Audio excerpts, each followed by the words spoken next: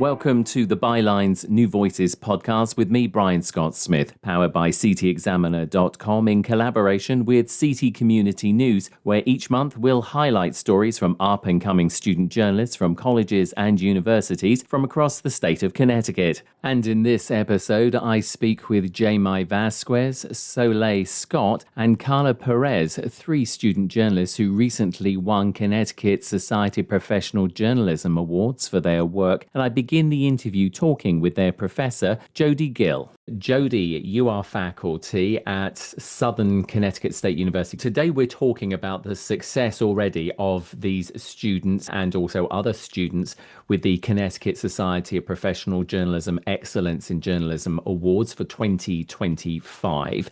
Why is it important for the students at this stage to be entering their work?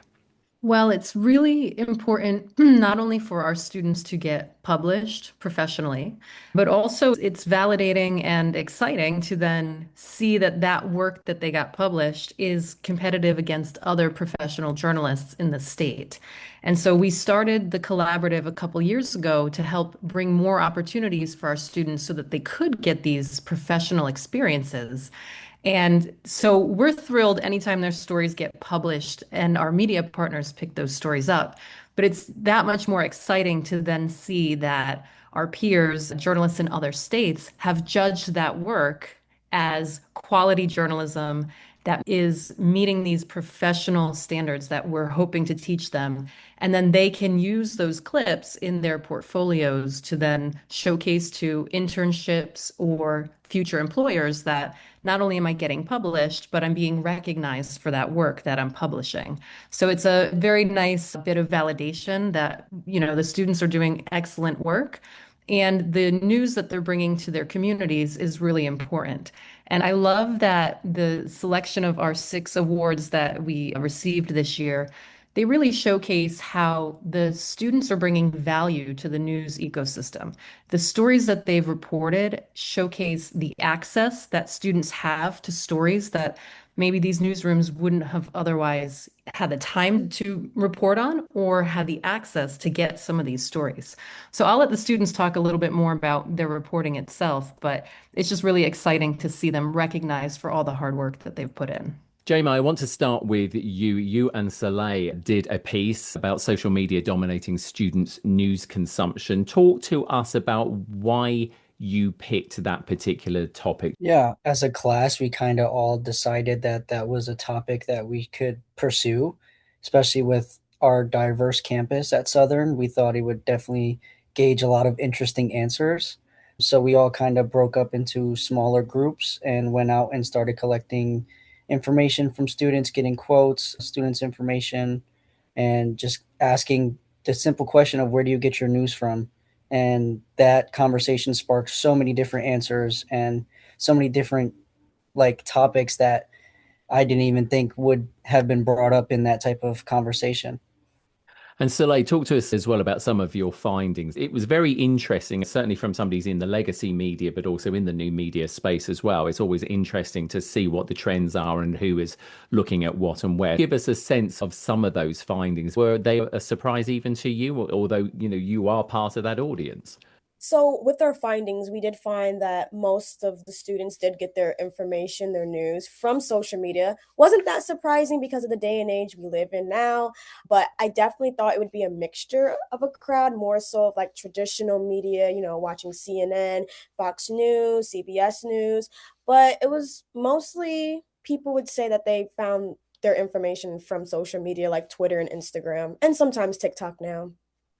And just talk to us a little bit more about your article. You've got some good statistics in there, some quotes from people. There's quite a bit of variety in there. Yeah, with our findings, I did see that some people, when they did watch regular media, such as I was saying, like the TV programs and whatnot, it would mostly be in the morning. Like, let's say a family member already had it on in the background. So before they go to school or work, that they would check it for a few minutes. Mostly when it came to like newspapers or magazines, that was out of the equation. It was kind of like no, that's not what we really do. And mostly, yeah, with the social media though, it wasn't like certified media. It was more so of like just random people posting something, and then it would just be word of mouth information passed along. So, Jamal, adding on to what Soleil's just said there, it's a little bit concerning, obviously, as journalists, that people are posting stuff and it's not really having any sort of anything other than a quick cursory glance. I know I'm going to post that, which seems to be the modern thing now, not just of your generation, but of people generally. It's like they don't actually seem to look into what they're posting. It's just a case of, oh, I'm going to post it because I think I should. Yeah, I think the most interesting answer I got from all of this was someone said that they use ChatGPT to get their news, which was a very interesting conversation that I had with this one student.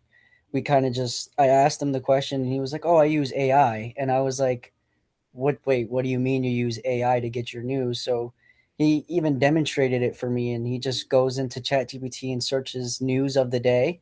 And then from there, it kind of breaks down various topics. And then if he wants more information, he just asks it for more information.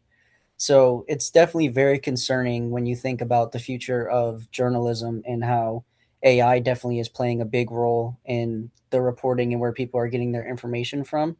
And then also, like Soleil said, social media is definitely a very concerning thing, especially when some people were mentioning like certain content creators and not even news organizations, just random people who are up there, posting things about things happening in the world, and there's no real fact checking going on.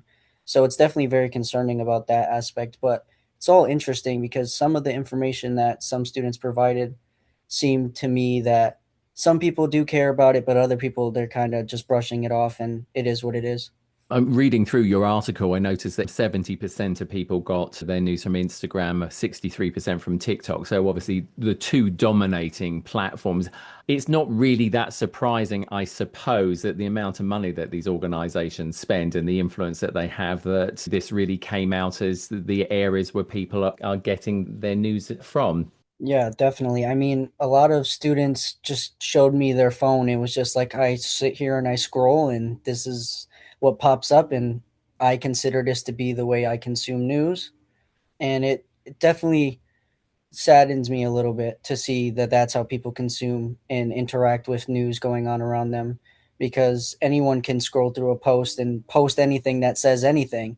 Getting the answer of Instagram and TikTok and things of that nature, it definitely made me think and realize that the work that we're doing and the work that we're putting out for people to read and consume isn't always going to reach these platforms or reach these people's timelines.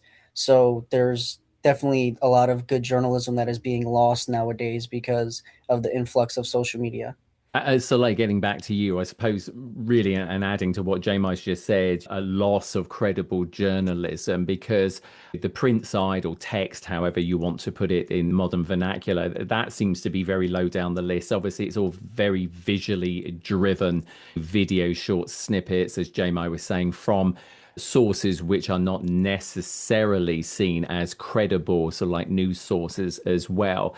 But it does sort of speak to not only the modern age that we live in, but it surely speaks to the legacy media that if they want to combat this, they have to jump on this bandwagon and start doing this type of content. Very well said. I definitely do agree with what J. Mai was saying as well. It is a shame that that is kind of becoming a lost art in a sense. I feel like our generation, we just have to pivot a little bit to the visual arts more, pivot more to the Instagram, the TikTok, whatever we're doing for the paper, we need to just do it also for online and have it more accessible to everyone. Now, both of you, congratulations on the win. Soleil, I'll just start with you. What did it mean to you when this was submitted and you found out that you won? Thank you. I was really shocked. I really did enjoy this topic. I think in all of my 4 years of being a journalism major, I think it was my favorite topic to do throughout these years, because it was just something that was really interesting. You thought about it, but you did never had like the research, you never had like the input of what the answers really were. So I was ecstatic. And Jay, my same question to you. A first place, what did it mean to you? Yeah, thank you.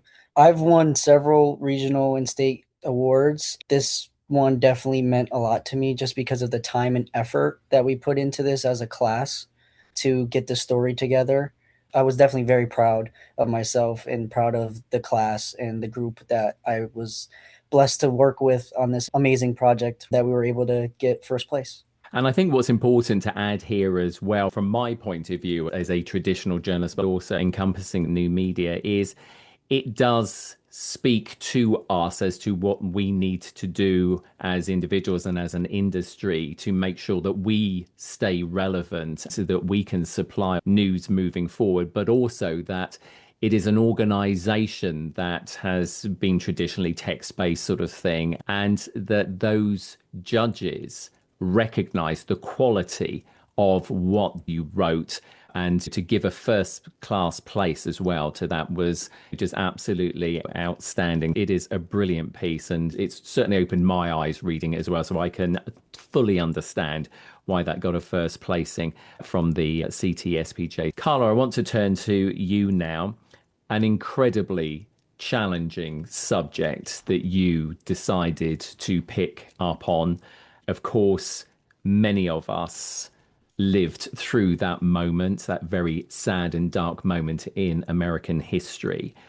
Why did you decide you wanted to do this particular story? So I kind of came across this story and this student that I wrote about on accident. I was working on a totally unrelated project for a different class in the fall of 2024, and the professor that I was interviewing for that class, her research focus is on mass shootings and how the media may contribute to misinformation on those shootings just based on the journalism. Obviously, you want to get the news out as quickly as possible, but at the same time, sometimes you cost yourself accuracy for the sake of getting news out quick enough.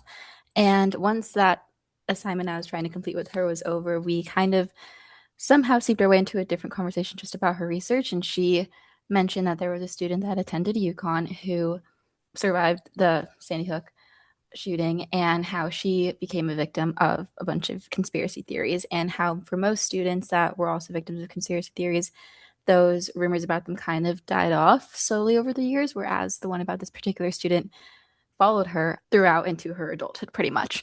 So I was just listening to her talk about this student, and I had to leave, but I asked her, like, could I see you again to talk more about this person?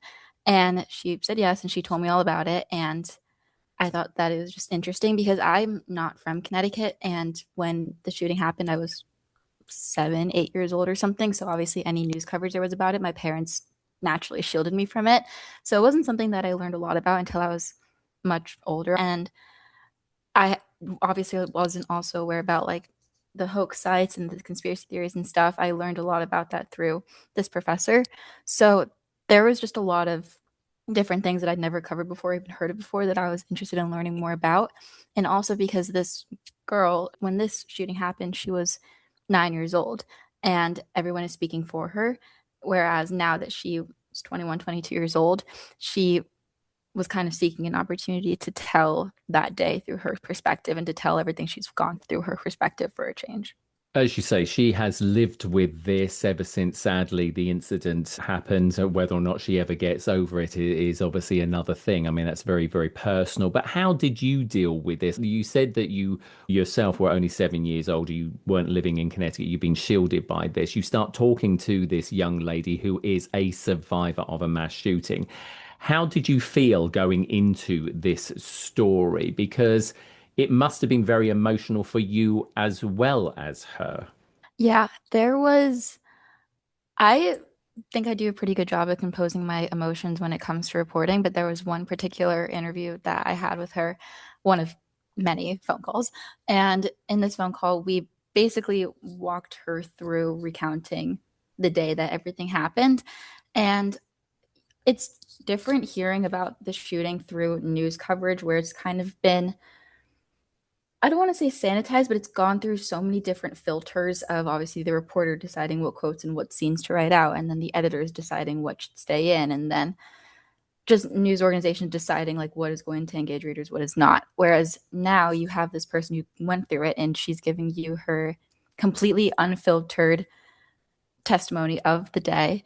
And She wasn't crying when she told the story because she's said she's talked about it so many times, but that was the one interview I think I've ever had where I like had to put myself on mute so that she wouldn't hear me like cry or choke up because it was just so emotional. You could almost feel like she was 9 years old again talking through that.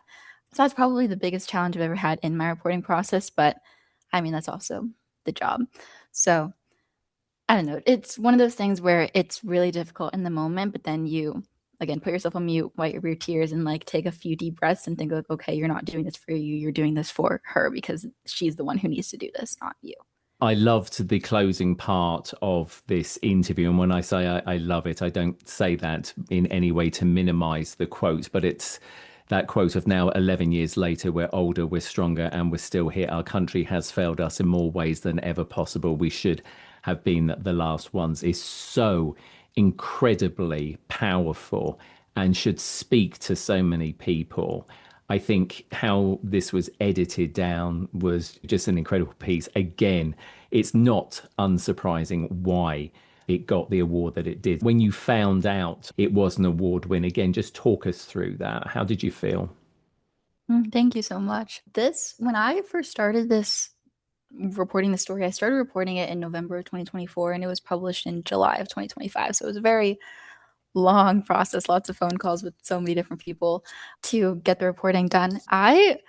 Because I'm not from Connecticut and I didn't really have the background of seeing like in my everyday life how that incident affected the entire state on a daily basis from that day on, I just didn't think I was really going to do the story justice because I wasn't a part of like the community or even like this like on a local level and even on a state level. So I was it felt like intruding into that world that I hadn't been a part of for so many years.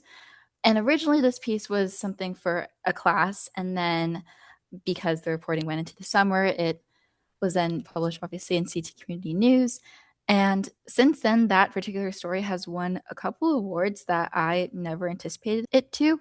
There were a few professors that said, as I was reporting, saying that this is a great story and how like it has so much potential. And I didn't want to like hear that for a while because I didn't want to live up to these crazy expectations and then it kind of fall flat. So every time I hear some kind of acclaim about the story, it almost feels surreal because I didn't think that I'd be able to do that. But every time I do hear that kind of praise, it's reassuring, one, of my ability to report well, even in things that I'm not familiar with in the slightest, but also reassuring in the fact that I picked the right career path. Absolutely. Jodie, I want to just finish off with you. Incredible journalists here that we've just been speaking to. And as I say, they're just a few of the many others as well within the various universities and colleges here in Connecticut. Do you just want to talk us through some of the other awards as well for those who are not on the podcast with us today? Sure. And I'll just say, I've read most of these pieces and they're equally, moving and in-depth and really just good examples of good journalism. I won't even say good student journalism. It's just good journalism. The one that Jami and Solé were part of was a class. So there were 12 students on that project. And then we had another student from UConn who took, I believe it was second place in business reporting. And he looked at recent college grads entering just a difficult economy and what were they doing in terms of looking for jobs and how are they handling those challenges. And then we had another student from Southern who covered an event called Elena's Light. They were giving awards to refugee advocates. And in this current climate of uncertainty around immigration and folks feeling concerned, even if they have legal refugee status, that story really shed a light on sort of the work being done behind the scenes there. And then we had a second place for in-depth local reporting to another UConn student looking at students confronting the housing crunch. So as enrollment goes up at UConn, where are all those students going to live? So it was a really in-depth piece looking at that complication. And then the last piece was one that the students in my class in the fall had worked on together. So it was a group of 6 students as part of a solutions journalism grant that the whole collaborative got. They looked at suicide prevention training across the state at different colleges. So they focused mostly on Southern because they were able to go and see those training sessions firsthand. but it's not unique to Southern. It's something that's happening at all the colleges. So they really looked at how Connecticut is focused on training college students in suicide prevention. And then that won, I think, a third place in the health category. So we had a great group of students. We had tons of other stories published this year too. They only award 3 in each category, and there was tough competition. But if you go to CT Community News on our Substack, you can read lots and lots of really, really excellent reporting from students around the state. And of course, some of those stories are republished by some of the many select news outlets here in the state of Connecticut as well. We are lucky to have professors like yourself, Jodie, and the teams at the universities to help and guide these young journalists. But more importantly, to Solé, to Jamie, and to Karla, keep writing, keep producing this incredible work. We look forward to reading, watching, seeing, however it appears, content-wise, your incredible reporting going forward. And we look forward to seeing some more awards for next year as well. But to all of you, thank you for being on Bylines. Thank you for having us. Thank you. Thank you. Don't forget to visit ctcommunitynews.org to read and listen to all the stories you'll hear on this podcast in the coming months, powered by CT Examiner.com, reporting and supporting what matters. From Bylines New Voices, I'm Brian Scott Smith. Thanks for listening.